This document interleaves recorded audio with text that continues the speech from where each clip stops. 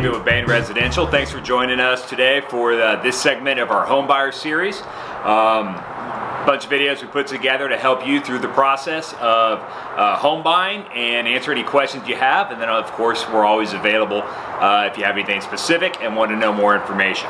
But today's topic, we're going to look at the pre-approval letter, what it is, why it's important, how to get one, and what it does. It's one of the first things we should always be considering when you're starting off on the home buying process, right? It's one of the early conversations I have with my clients before we meet at a house or load up in my car and go look at a home and do tours.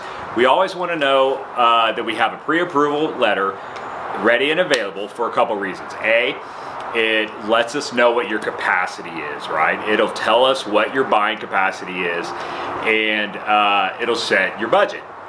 Whereas you may say, okay, well look, I'm good for a home for $350,000, but it's really not based on anything other than just kind of your senses and what you feel you can pay in terms of a payment and this and that.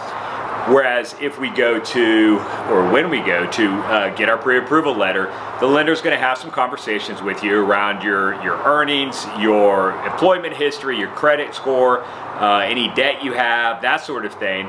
And they're going to plug that into their spreadsheets and work their magic, and then they're going to give you a number that they're willing to lend to you, right? So what you thought was $350 might actually be a little bit lower at $340. Or what we see a lot of times is, it's always a nice surprise, it's actually higher, maybe $360, $370, $375, allowing you more capacity and more buying power, which you can use in a couple of ways. You can get a house closer to where you want to be.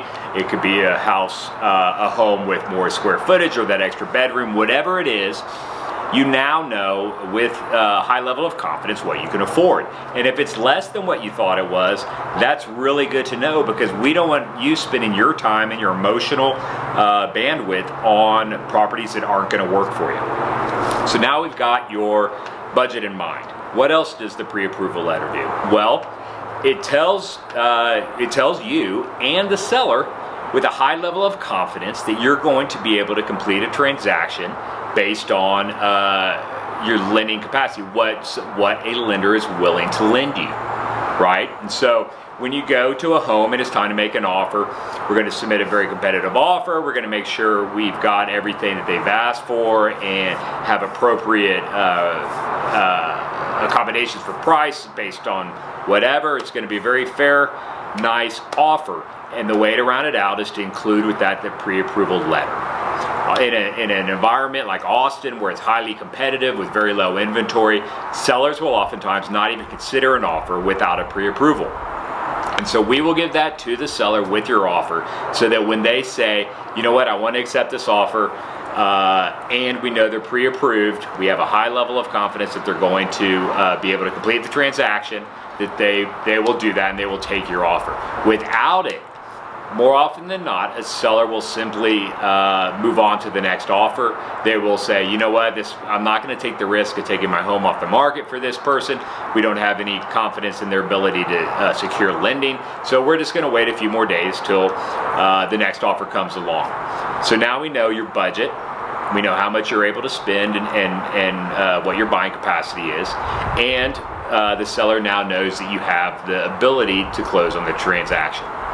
Now keep in mind, the pre-approval is not a final approval. It is still waiting the final underwriting from the lender to get your full approval. So the final underwriting will be a more in-depth process, a closer look at your finances and that sort of thing, coupled with the home and some other factors before they give you the final approval. But the pre-approval is where we start. It's what gives you confidence in your buying power, and it's what gives the seller confidence in selling to you. So how do we get a pre-approval? Well, if you have a lender you've worked with before, or somebody that was recommended to you, we go talk to them. If you don't, I'm happy to refer some of my lender connections with you. I work with some great lenders here in town. And we go to them and we talk to them and we tell them what we're looking for. All right, we're interested in buying. We're first-time home buyers, and we've got this much money to put down towards the home. here's what our employment history looks like, our credit score, and here's how much cash reserves we have. And then they'll take all that information and they'll put it all together in a short amount of time, usually 24, 36, 48 hours. They're going to turn around a pre-approval letter for you, and you're ready to go home shopping, and we're ready to tour properties.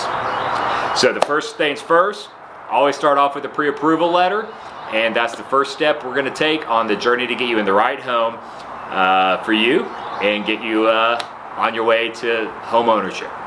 Check out our next video coming up. If you have any questions or comments, make sure to leave them below or reach out directly. And if you like this video, give us a thumbs up and subscribe. Thanks.